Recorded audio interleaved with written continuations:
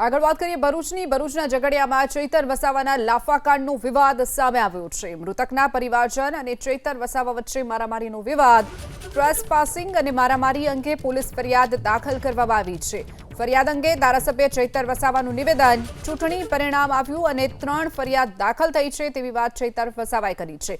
જેલથી અમે નથી ડરતા, હજારો ચૈતર વસાવા જેલમાં જવા માટે તૈયાર છે તેવી વાત પણ ચૈતર વસાવાએ કરી છે।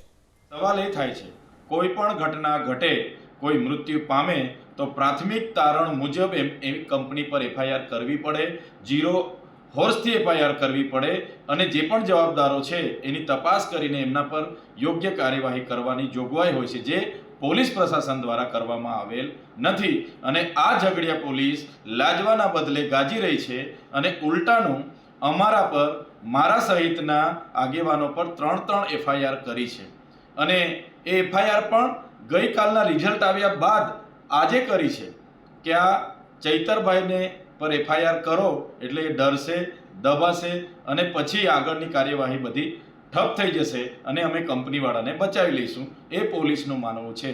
ત્યારે અમે પોલીસના એ અધિકારીઓને કહેવા માગીએ છીએ, તમારી આવી ખોટી એફઆઈઆરોથી, તમારી જેલોથી અમે ડરવાવાળા લોકો નથી।